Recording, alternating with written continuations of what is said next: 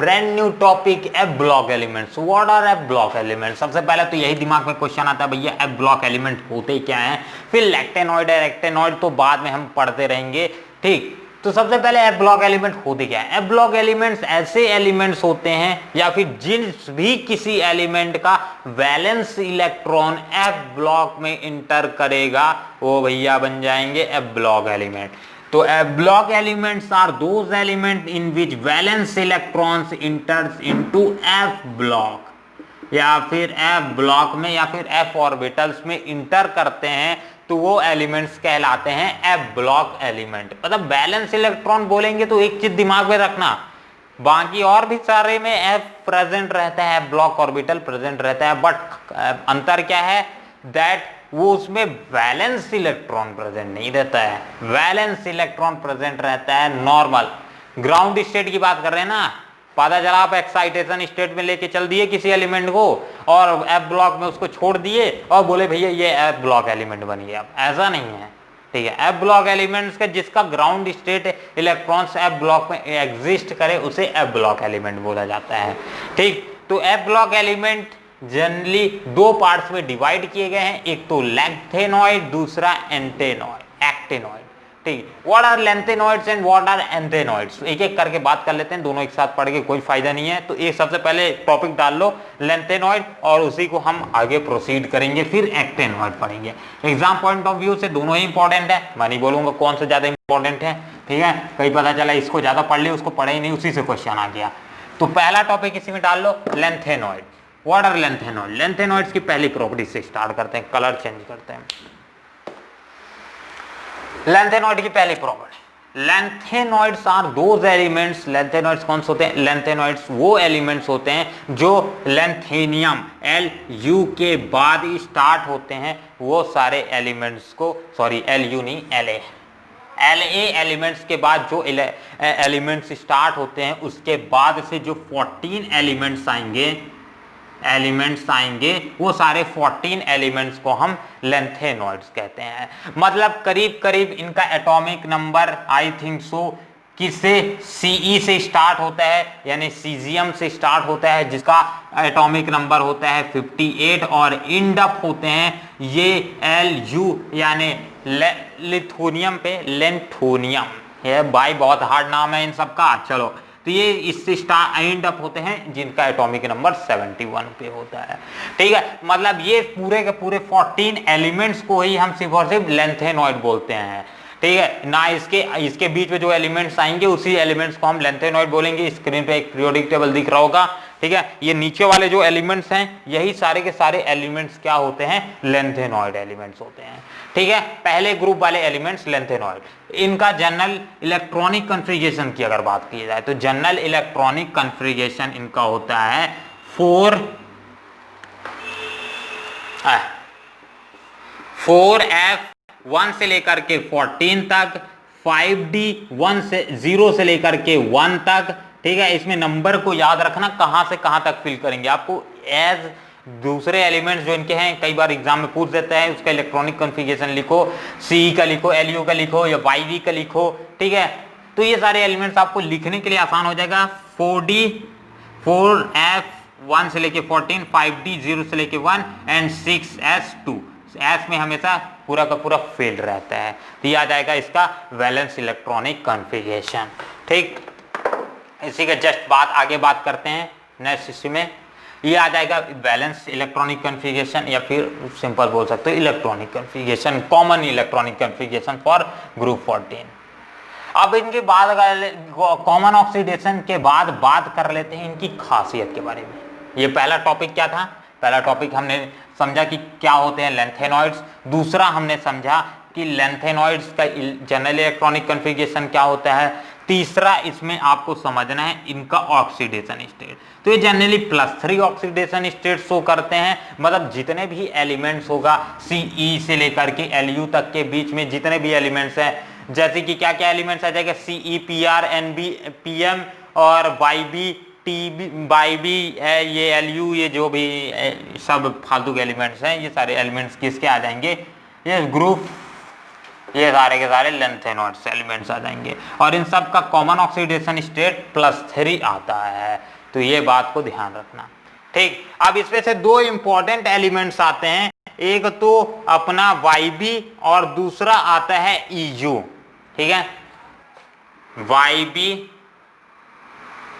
और एक EU और एक अपना, ये तीन एलिमेंट्स को, एक और एलिमेंट लिखे दे रहा हूं, LU बाद में। ठीक है, ये एलिमेंट और ये एलिमेंट और आखिरी में ये एलिमेंट। ठीक है, इन एलिमेंट्स को ध्यान से घूर कर देख लो, क्योंकि जो भी क्वेश्चंस आएंगे सारे के सारे 10 साल के क्वेश्चन पेपर से मैंने देखा है सिर्फ और सिर्फ यही 4 एलिमेंट्स के बारे में ही आए हैं। ठीक है, नीट में भी ज्यादातर इन्हीं के बारे में आता है। तो ये चारों एलिमेंट्स को एज आप लेंथेनॉइड के सबसे इंपॉर्टेंट एलिमेंट्स मान लो। तो CE का ऑक्सीडेशन स्टेट कितना होता है, +3 तो शो करता ही है, +3 के साथ साथ +4 ऑक्सीडेशन स्टेट भी शो करता है। YB +3 ऑक्सीडेशन स्टेट तो शो करते ही हैं, उसके साथ साथ +2 ऑक्सीडेशन, ये भी +3 ऑक्सीडेशन स्टेट शो करता ही है, पर उसके साथ साथ +2 ऑक्सीडेशन स्टेट भी शो करता है। तो ये एक अच्छी खासी बात है कि दैट जो एक higher oxidation state element show कर पा रहा है तो एक स्ट्रॉन्ग ऑक्सीडाइजिंग एजेंट की तरह बिहेव करता है।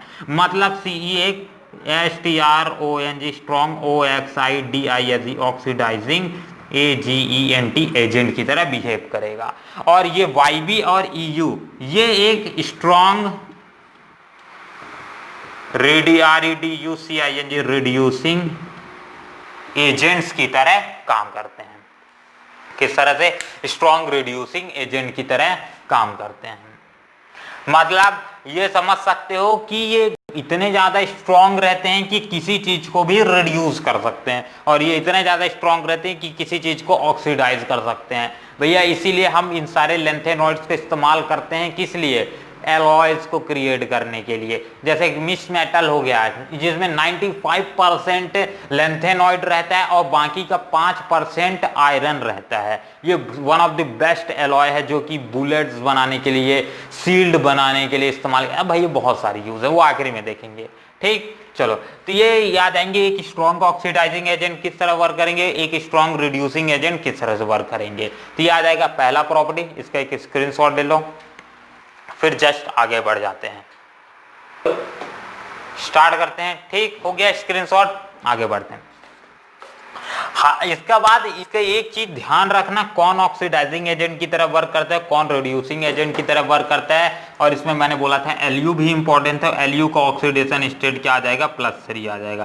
ठीक है, इसको भी लिख लेना। ये आखिरी एलिमेंट आ जाएगा जिसका एटॉमिक नंबर 71 है, और यही लेंथेनॉइड का आखिरी एलिमेंट। अब बात करते हैं इसकी जो इंपॉर्टेंट प्रॉपर्टीज, ये तो जनरल प्रॉपर्टीज हो गई। अब जो इंपॉर्टेंट प्रॉपर्टीज हैं इन सब की बात करते हैं। तो नेक्स्ट प्रॉपर्टी डाल लो।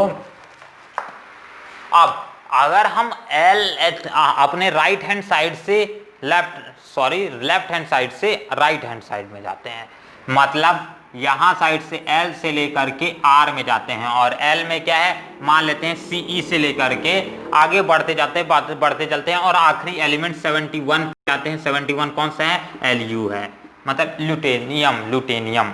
ठीक, ये सारे के सारे एलिमेंट्स, मतलब अगर हम एज लेंथेनॉइड पीरियड में मूव करते हैं आगे, या फिर इस ग्रुप में आगे बढ़ते हैं, तो अपने को देखने को मिलता है कि इनका atomic radii, atomic ATOMIC atomic and ionic radii decrease करते चलता है भैया। मतलब यहां से चलते जाओ, CE का साइज सबसे बड़ा होगा, और आगे जाते जाओ मतलब सीजियम का सबसे बड़ा, और आगे जाते जाते ल्यूटेनियम का साइज सबसे छोटा होगा। तो इसका कारण क्या है, मतलब किसी का साइज इतना बड़ा ज्यादा है, किसी का साइज एकदम जाते जाते डिक्रीज क्यों होते जा रहा है। तो इन सब का कारण है लेंथेनॉइड कॉन्ट्रैक्शन। ठीक है, क्या आ जाएगा, LANTHANOIDS लेंथेनॉइड CONTRACT कॉन्ट्रैक्शन।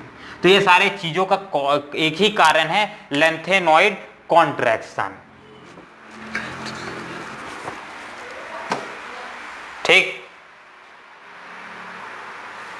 चल तो इसे बोलते हैं लेंथेनॉइड कॉन्ट्रैक्शन। मतलब ये सारी चीजें की एटॉमिक एंड आयोनिक रेडियाई एकदम मूव करते जाते हैं जब हम लेफ्ट हैंड साइड से राइट हैंड साइड में, तो डिक्रीज करती है। अब ये आपने बता दिया भैया कि ये क्या होता है, लेंथेनॉइड कॉन्ट्रैक्शन के कारण होता है। अब लेंथेनॉइड कॉन्ट्रैक्शन कहां से आया, लेंथेनॉइड कॉन्ट्रैक्शन कैसे इसका प्रोडक्शन हुआ। अब ये कॉन्सेप्ट, जैसे कि आपने बोला कि भाई हाँ, हीट किसके कारण प्रोड्यूस होता है, हीट वाइब्रेशन के कारण प्रोड्यूस होता है। तो यहां लेंथेनॉइड कॉन्ट्रैक्शन किसके कारण प्रोड्यूस हुआ, तो लेंथेनॉइड कॉन्ट्रैक्शन अपना प्रोड्यूस होता है पुअर शिल्डिंग इफेक्ट के कारण। क्या, पुअर SHELDING शिल्डिंग इफेक्ट के कारण। पुअर शिल्डिंग इफेक्ट यानी शिल्डिंग इफेक्ट क्या होता है, सबसे पहले तो ये समझ के चलो, बार रिवीजन, ठीक है। शिल्डिंग इफेक्ट यानी होता है जब अपना न्यूक्लियस बाहर वाले इलेक्ट्रॉन पे फुल्ली फोर्स नहीं लगा पाएगा। किस कारण से, क्योंकि अपने जो इस तरह से न्यूक्लियस है, इस तरह से वैलेंस शेल है, अब यहाँ के जो इलेक्ट्रॉन्स हैं इसके फोर्स को आगे बढ़ने नहीं देंगे, इस इलेक्ट्रॉन तक पहुंचने नहीं देंगे। जैसे यहाँ से फोर्स लगा रहा है, यहाँ से फोर्स लगा रहा है, तो ये कोई ना कोई इलेक्ट्रॉन्स रोक ही ले रहे हैं। तो ये एक तरह से शील्ड की तरह काम कर रहे हैं, और इसी तरह से शील्डिंग की तरह काम करने के कारण इस इफेक्ट को शील्डिंग इफेक्ट, ये दिमाग में बैठा के चलो, ठीक है। एग्जैक्ट डेफिनेशन हम पहले ही बात कर चुके हैं, सारी चीजें दिमाग खराब नहीं करेंगे, अपना टाइम भी बर्बाद नहीं करेंगे। तो पुअर शील्डिंग इफेक्ट मतलब यहां पास ऐसा नहीं हो पाता है। यहां पास जो शील्डिंग इफेक्ट होता है ये लेंथेनॉइड्स के लिए बहुत ही कम होता है, बहुत ही कम होता है शील्डिंग इफेक्ट। तो शील्डिंग इफेक्ट अगर डिक्रीज हो रहा है तो उसका कारण क्या है भैया, इफेक्टिव न्यूक्लियर चार्ज बहुत ज्यादा होगा, जिसके कारण जिस इलेक्ट्रॉन पे फोर्स लग रहा है उसके बीच में आ रहा है, वो ही इलेक्ट्रॉन को खींचे ले रहा है अपनी तरफ। ले तू मेरे को बाहर नहीं जाने दे रहे, तू ही अंदर आ साले, अरे सॉरी। तो जिस इलेक्ट्रॉन को मतलब जिसके ऊपर इफेक्ट पड़ता है उसी को अंदर खींच लेता है। तो ये इलेक्ट्रॉन ये वाले को खींचा तो ये पूरा का पूरा सेल क्या हो जाएगा, यहां से यहां आ जाएगा। अब ये वाले यहां से यहां आ गए, मतलब ये और न्यूक्लियस के पास, तो ये बाहर वाले को भी वापस खींच लेगा। मतलब ये इसका इफेक्टिव न्यूक्लियर चार्ज यानी जो पॉजिटिव चार्ज है भैया बहुत ज्यादा हाई है, ठीक है दोस्तों। जो बीच का चार्ज है उसका बहुत ज्यादा हाई है, इसके कारण इफेक्टिव न्यूक्लियर चार्ज के हाई होने के कारण इनका पुअर शील्डिंग इफेक्ट हो जाता है, और जिसके कारण लेंथेनॉइड कॉन्ट्रैक्शन मतलब बाहर वाले सेल को ऐसे खींच के अंदर कर लेगा, तो एटम का साइज क्या हो जाएगा, डिक्रीज करते जाएगा। तो एटॉमिक नंबर जैसे जैसे बढ़ते जाएगा इनका, तो एटॉमिक नंबर बढ़ते बढ़ते इनका साइज भी छोटा सा हो जाएगा, ठीक है। तो ये बात को ध्यान रखना। तो ये सारे चीजें किस कारण से होती है, लेंथेनॉइड कॉन्ट्रैक्शन के कारण। यहाँ एक चीज अपने दिमाग में ठहरो, अगर कोई चीज का यहाँ आंसर आपको याद नहीं आया, कुछ केसेस बताऊंगा जहां इस वर्ड को यूज मत करना, ठीक। जहां याद नहीं आया ऐसा कोई क्वेश्चन पूछा भैया पटाख से फेंक के मार दो लेंथेनॉइड कॉन्ट्रैक्शन, ठीक है। एक्टेनॉइड के लिए केस आया तो एक्टेनॉइड कॉन्ट्रैक्शन, ऐसे आंसर बस दे दो, आगे वाला आपका मार्क्स नहीं काट पाएगा, ठीक है। चलो तो ये आ जाएगा लेंथेनॉइड और एक्टेनॉइड कॉन्ट्रैक्शन। अगर समझ आ गया हो तो आगे बढ़ते हैं नेक्स्ट।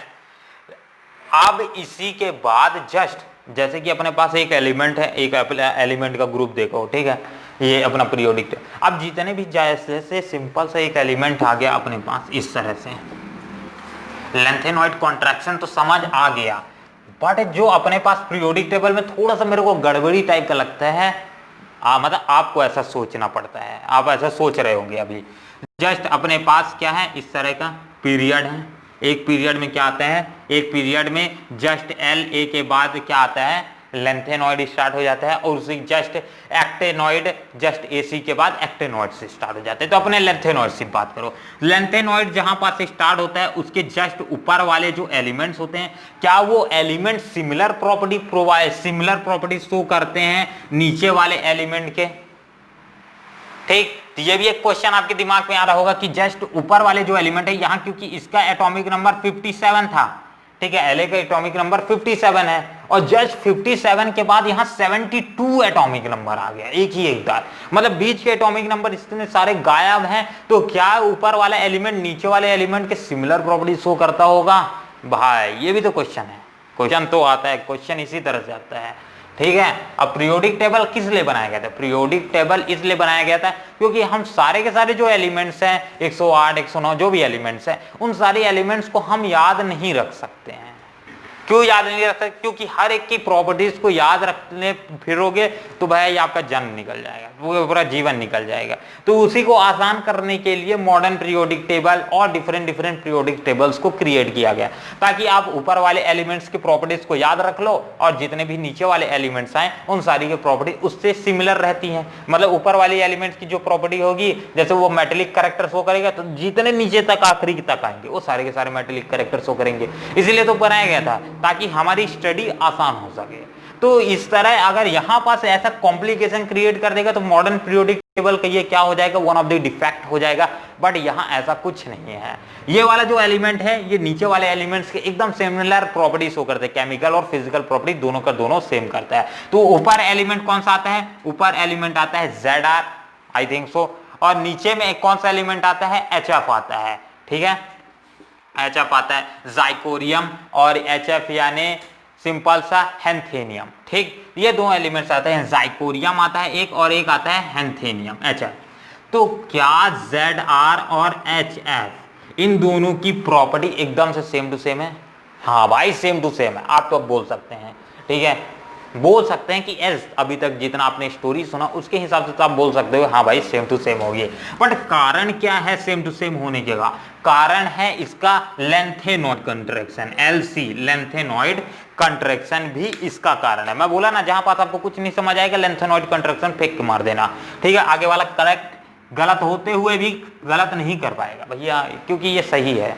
अब इसका कारण भी समझेंगे। देखो ये अगर इसका जनरली बैलेंस किस में बैलेंस, ये जनरली डी ब्लॉक एलिमेंट्स, और ये भी क्या HF भी डी ब्लॉक एलिमेंट, मतलब पूरे डी ब्लॉक एलिमेंट्स में ही आ रहे हैं ये सारे के सारे। इसका भी डी ब्लॉक एलिमेंट में आएंगे, ये भी डी ब्लॉक एलिमेंट में आता है। ये जनरली 4D में आता है, ये 5D में आता है, बस अंतर इतना है। अब जो 4D इलेक्ट्रॉन्स है और ये 5D इलेक्ट्रॉन्स जो इसके रहते हैं, इन दोनों का एटॉमिक रेडियाई और आयोनिक रेडियाई एकदम सेम टू सेम रहता है। इन दोनों का क्या, सिंपल से लिखो एटॉमिक रेडियाई, एटॉमिक रेडियाई एकदम सेम टू सेम होगा। किसके कारण? लेंथेनॉइड कॉन्ट्रैक्शन के कारण। ठीक, तो लेंथेनॉइड कॉन्ट्रैक्शन यहां भी वर्क करेगा, और जिसके कारण इसकी फिजिकल प्रॉपर्टी और इसकी physical property, physical PHYSICAL physical और केमिकल, इसकी फिजिकल प्रॉपर्टी और उसकी केमिकल प्रॉपर्टी दोनों की दोनों ही सेम होंगी। ये आ जाएगा एक कारण, दैट ऊपर वाले एलिमेंट से नीचे वाला element same to same properties को शो करेगा। और लेंथेनॉइड कॉन्ट्रैक्शन, अब लेंथेनॉइड कॉन्ट्रैक्शन क्या होता है हमने समझ लिया। लेंथेनॉइड क्या, लेंथेनॉइड कॉन्ट्रैक्शन यानी सिंपल सा जो पुअर शील्डिंग इफेक्ट के कारण जो इफेक्ट प्रोड्यूस होगा उसे लेंथेनॉइड कॉन्ट्रैक्शन बोला जाता है। ठीक है, तो यहां पास भी लेंथेनॉइड कॉन्ट्रैक्शन वर्क करेगा, और सिंपल उसी के कारण अपने को देखने को मिलता है कि 4D और 5D की orbital size same to same है, एटॉमिक साइज अगर सेम टू सेम है तो फिजिकल और केमिकल प्रॉपर्टी एकदम सेम टू सेम देते हैं। तो ये आ गया कारण। ठीक, तो इसका एक बार नोट कर लो, हो गया। चलो अब नेक्स्ट सेम प्रॉपर्टी, जो अपने पास दो एलिमेंट्स हैं, एक तो अपने पास मान लो, ठीक है, यहां पास स्टार्ट करते हैं La, ठीक है, LaOH whole twice, LaOH whole twice, हम दोनों को बेसिक नेचर देख लेते हैं। LaOH होल ट्वाइस, और आखिरी जो एलिमेंट्स आ जाएगा वो LuOH होल ट्वाइस आ जाएगा। अब ये वाला बेसिक और ये वाला बेसिक में एक फर्क तो भैया पता चल जाएगा कि जब हम LaOH होल ट्वाइस से LuOH होल ट्वाइस तक जाएंगे, मतलब ऐसे मूव करते जाएंगे, तो एक चीज अपन ध्यान रखना, हमेशा क्वेश्चन में अगर पूछता है बेसिसिटी पे क्या इफेक्ट पड़ेगा, तो बेसिसिटी डिक्रीज करती है।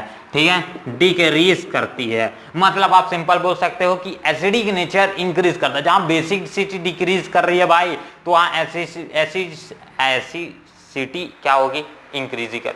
तो सिंपल आप समझ के चलना, एक ही पॉइंट लिखना है अपने कॉपी में ताकि आपको याद रहे कि बेसिसिटी डिक्रीज करती है। ठीक है, बेसिसिटी डिक्रीज करती है, तो ये भी पॉइंट आ जाएगा। अब इन दोनों पॉइंट अगर समझ आ गया होगा तो जस्ट आगे वाले पॉइंट पे बढ़ जाते हैं, जो कि अपना एग्जाम पॉइंट ऑफ व्यू से इंपॉर्टेंट भी है। ठीक, चलो एटॉमिक एंड आयोनिक रेडियाई समझ आ गया, लेंथेनॉइड कॉन्ट्रैक्शन समझ आ गया। नेक्स्ट टॉपिक डाल लो अपना लेंथेनॉइड कलर और पैरामैग्नेटिक बिहेवियर। ठीक,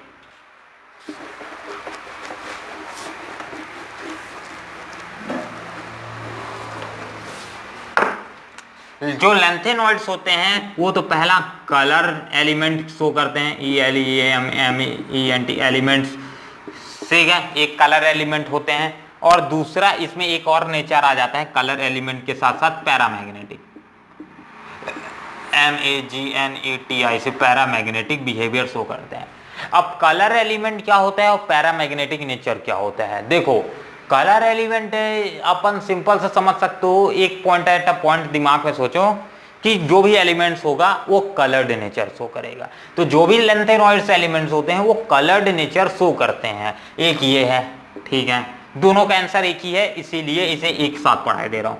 दूसरा पैरामैग्नेटिक बिहेवियर, पैरामैग्नेटिक बिहेवियर मतलब कलर मेथड से सिंपल सा उसका अपीयरेंस हो जाएगा, ठीक है। पैरामैग्नेटिक यानी हो जाएगा कि वो दूसरे मतलब उसके पास अट्रैक्टिंग प्रॉपर्टी रहेगी, ठीक है। डायमैग्नेटिक में क्या होता है? डायमैग्नेटिक में क्या होता है, चीजें रिपल करती, मतलब वो किसी के साथ डायमैग्नेटिक जनरली क्या होता है, इनर्ट नेचर शो करते हैं, मतलब वो किसी के साथ रिएक्ट नहीं करते हैं। बट पैरामैग्नेटिक यहाँ रिएक्टिंग प्रॉपर्टी को शो करता है। तो जो भी लेंथेनॉइड्स होते हैं वो पैरामैग्नेटिक और कलर नेचर शो करते हैं, और इसका कारण होता है due to presence of unpair of electrons, unpair electrons की प्रेजेंट होने के कारण। अगर अनपेयर ऑफ इलेक्ट्रॉन्स प्रेजेंट है तो कलर नेचर भी शो करेगा, क्योंकि कलर अनपेयर इलेक्ट्रॉन्स अगर प्रेजेंट है तो विजिबल रेडिएशंस को एब्जॉर्ब करेंगे। अगर विजिबल रेडिएशन को एब्जॉर्ब करते हैं भाई तो कलर एलिमेंट शो करेंगे। दूसरा, अगर पेयर मतलब अनपेयर इलेक्ट्रॉन्स प्रेजेंट है तो पैरामैग्नेटिक बिहेवियर भी शो करेगा, सिमिलर सी बात है, ठीक है। क्योंकि अगर अनपेयर इलेक्ट्रॉन्स प्रेजेंट है मतलब इसमें कोई इलेक्ट्रॉन्स प्रेजेंट ही नहीं है इनके पास, तो क्या कभी पैरामैग्नेटिक बिहेवियर शो करेगा? नहीं शो करेगा। ये बात को ध्यान रख के चलना, ठीक है। तो इसका कारण अब इसमें कोई मत लिख देना भाई कि लेंथेनॉइड कॉन्ट्रैक्शन, ये सामने वाला पक्का काटेगा और मेरे को भी 2 गाली देगा, ठीक। चलो, तो अब आता है इसी में सारे के सारे जो भी एलिमेंट्स होते हैं, जैसे कि Lu से, मतलब ये लेंथेनॉइड जब स्टार्ट करते हैं तो हम ज्यादातर प्रॉपर्टीज को ना Lu से ही स्टडी कर देते हैं। आप चाहो तो Lu से स्टडी करो या फिर Ce से स्टडी करो, जो मेन है, ठीक है। Ce+3 से जाएंगे, Lu से जाने से ना मेरे को समझ ज्यादा आता है। चलो Lu+3 से भी ले लेते हैं, Cu+3 से ले लेते हैं। अब जैसे हम इधर मूव करते जाएंगे और आखिरी एलिमेंट पे पहुंचेंगे, जो क्या है अपना La आखिरी एलिमेंट है, La आखिरी एलिमेंट है और Lu आखिरी इधर साइड। तो ये +3 में सारे के सारे +3 ऑक्सीडेशन स्टेट शो करते हैं, मतलब Lu+3 बनेगा, Eu+3 बनेगा, Yb+3 बनेगा, ठीक है, Yb+3 बनेगा, Eu+3 बनेगा। ये सारे क्या बनेंगे? एलिमेंट्स बीच बीच में बनेंगे ही, क्योंकि सारे के सारे कॉमन ऑक्सीडेशन स्टेट इनका क्या होता है? +3 is a common oxidation state इनका। तो जब अपन यहां से इधर साइड मूव करते हैं, ये सब कोई ध्यान नहीं देना है इस बार। अब ये इसमें से एक एक्सेप्शन केस है कि ये सारे के सारे जो एलिमेंट्स होते हैं वो पैरामैग्नेटिक बिहेवियर शो करते हैं, बट ये जो Lu वाला एलिमेंट होता है ये न जाने कहां से यहां दोख पड़ गया सर, ये पैरामैग्नेटिक बिहेवियर नहीं शो करता, ये डायमैग्नेटिक बिहेवियर शो करता है। इसका कारण क्या है डायमैग्नेटिक बिहेवियर शो करने का? क्योंकि ये जनरली इसका साइज इतना ज्यादा छोटा हो जाता है। अपन क्या बोले थे? ड्यू टू लेंथेनॉइड कॉन्ट्रैक्शन के कारण इसका साइज इधर साइड जाते डिक्रीज करते जाता है।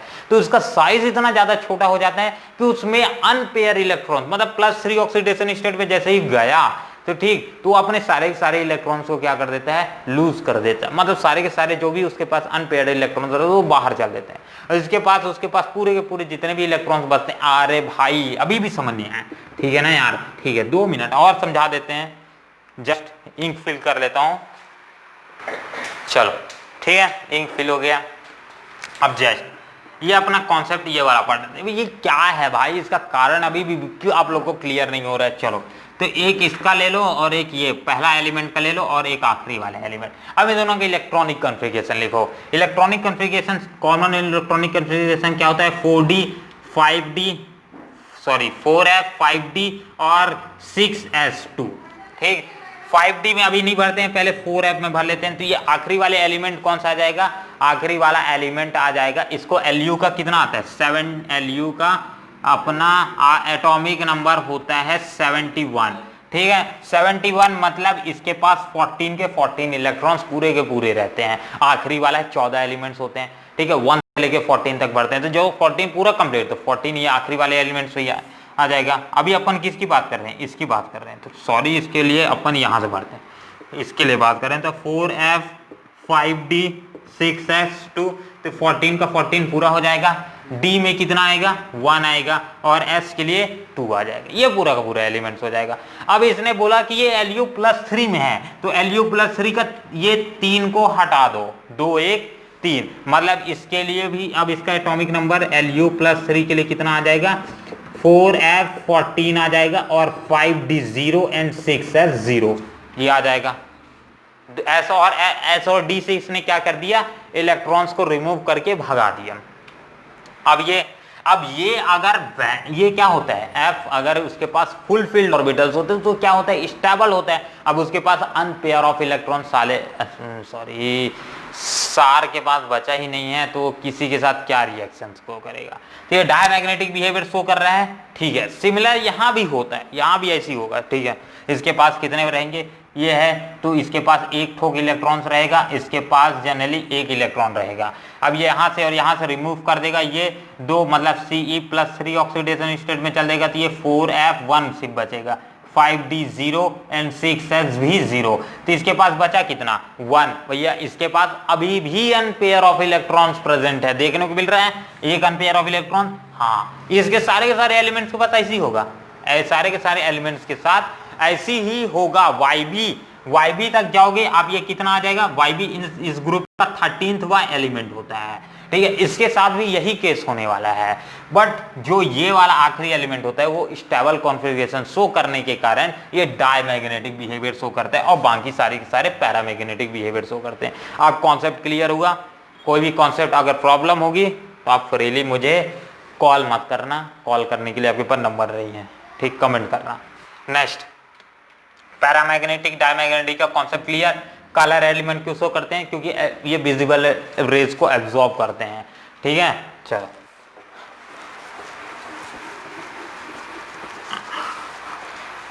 ज्यादातर ना अपना केमिस्ट्री में यही है, आखिरी के साइड्स के जो P ब्लॉक D ब्लॉक पढ़ते हैं, अगर आप उसका इलेक्ट्रॉनिक कॉन्फ़िगरेशन का कॉन्सेप्ट अगर सही तरीके से जानते हो तो बहुत सारी चीजें आप खुद ही हल कर सकते हो, ठीक। केमिस्ट्री का यही फायदा है कि आपके सारे चीजें आपके सामने ही है, क्वेश्चन में ही आंसर है, बस आपको उसको समझना है, और उसके लिए बेसिक क्लियर होना सबसे ज्यादा जरूरी है। चलो ये हो गया, कलर की बात कर लिया हमने। अब कलर के बाद बात कर लेते इसकी कुछ और प्रॉपर्टीज, जैसे अपन बात कर लेते हैं नेक्स्ट प्रॉपर्टी, लिख लो एलॉय फॉर्मेशन क्यों करते हैं भाई। एलॉय एक हो गया, एक प्रॉपर्टी ये देख लेते हैं, और दूसरी आखिरी प्रॉपर्टी इसकी एज लेंथेनॉइड्स का एक और प्रॉपर्टी लिख लो। लेंथेनॉइड्स बहुत ज्यादा रिएक्टिव होते हैं, रिएक्टिव होते हैं। अब रिएक्टिव होते हैं मैंने बोल दिया, अब रिएक्टिव होते हैं कारण बता दें, ये भी मजा आ जाए। तो रिएक्टिव किस कारण होते हैं, रिएक्टिव होते हैं इलेक्ट्रोपॉजिटिव कैरेक्टर के कारण। ये हाईली इलेक्ट्रोपॉजिटिव कैरेक्टर्स को शो करते हैं, मतलब जो हाईली इलेक्ट्रोपॉजिटिव भाई तुरंत अटैक कर जा भाई, अटैक कर ऐसे टाइप का। तो जितना ज्यादा अटैक मतलब वो उतना ही ज्यादा रिएक्टिव। तो लेंथेनॉइड्स हाईली रिएक्टिव होते हैं, ठीक है, एक ये कारण आ जाएगा। और दूसरा ये एलॉयस फॉर्मेशन करते हैं, एलॉयस की फॉर्मेशन करते हैं। एलॉयस क्या होते हैं, जनरली एलॉयस आर दी दो मेटल्स की एसोसिएशन से, दो मेटल के एसोसिएशन से जो कंपाउंड फॉर्मेशन होता है उसे एलॉय बोला जाता है। ये सिंपल वर्ड में समझ के चलो। तो ये एलॉयस की फॉर्मेशन भी करते हैं, जैसे कि MiCH misch metal, MiSCH MiSC spelling देख लेना, मिस मेटल, मेटल्स की फॉर्मेशन करते हैं। इसमें करीब कितना, करीब 95% क्या रहता है, लेंथेनॉइड्स रहते हैं, और 5% आयरन रहता है, यानी Fe रहता है। तो ये हाईली, ये सारे जो एलॉयस फॉर्मेशन होते हैं बहुत ज़्यादा डेंस्ड होते हैं, बहुत ज़्यादा स्ट्रॉन्ग होते हैं, इनकी मेल्टिंग एंड बॉइलिंग पॉइंट बहुत ज़्यादा हाई होती है। ये एज अ बहुत ज़्यादा ही प्रोटेक्टिव इन नेचर होते हैं। प्रोटेक्टिव इन नेचर मतलब डिफरेंट चीज़ों को प्रोटेक्ट करने के लिए भी इस्तेमाल किए जा सकते हैं, ठीक है। एलॉयज क्या किए जाते हैं, प्रोटेक्शन के लिए भी किसी भी मेटल के ऊपर लगा दिए दूसरे के एलॉय, तो भैया हाँ वो ज्यादा दिन तक जीवित रह पाएगा, क्योंकि उस पर करोजन नहीं होगा। करोजन मतलब मेटल डिग्रेड नहीं करेगा। तो ये सारी की सारी प्रॉपर्टीज है, और ये जनरली ज्यादातर आर्मीज में इस्तेमाल किए जाते हैं, फाइटर जेट्स को बनाने के लिए इस्तेमाल किए जाते हैं, क्योंकि एज एलॉयज क्या होते हैं, नॉर्मल मेटल के मुकाबले बहुत ज्यादा हल्के होते हैं। एलॉयज किसी भी मेटल का, दो मेटल्स के एलॉयज बना लो आप, और एक सिंगल मेटल्स को ले लो, तो जो दो एलॉयज दो चीजों को मिलाकर बनाओगे तो उसका जो अपना पूरा का पूरा वेट रहेगा वो बहुत कम रहता है इन कंपैरिजन टू जो एक मेटल से बना हुआ है। तो ये भी एक कारण आ जाएगा, इसलिए फाइटर जेट वेट बनाने के लिए इसी का इस्तेमाल किया जाता है। बुलेट्स बनाने के लिए ज्यादातर इस्तेमाल किए जाते हैं, क्योंकि एज ये बहुत ज्यादा स्ट्रांग रहते हैं और बहुत ज्यादा स्पीड से एज ये बोल सकते हैं, मतलब इसमें केमिकल भरने में आसानी हो जाती है। ठीक, चलो तो ये सारे के सारे कुछ आ जाएंगे जो कि लेंथेनॉइड के केस के लिए अपने को समझना था, यूजफुल थिंग्स, और कई बार पूछ देता है क्या क्या यूजेस हैं लेंथेनॉइड्स के। ठीक, तो एक इसका स्क्रीनशॉट ले लो। I think so misch metal की स्पेलिंग गलत होगी तो फिर चेक कर लेना। नेक्स्ट स्टार्ट करते हैं इसी के बाद जस्ट एक्टेनॉइड, तो एक स्क्रीनशॉट ले लो फिर एक्टेनॉइड स्टार्ट करते हैं। तो भाई लोग बस आई थिंक सो इस वीडियो के लिए सिर्फ हमें इतना ही रखना चाहिए। अभी थोड़ी टेक्निकल प्रॉब्लम आ चुकी है, तो जस्ट इसी के बाद वाले वेल लेक्चर में हम नेक्स्ट लेक्चर देखेंगे, उसका वीडियो यहाँ पास आपको पीडीएफ नहीं मिलेगा, प्लेलिस्ट मिल जाएगा, पीडीएफ डिस्क्रिप्शन में मिल जाएगा। तो तब तक के लिए अपना ध्यान रखिए। जय हिंद, जय भारत।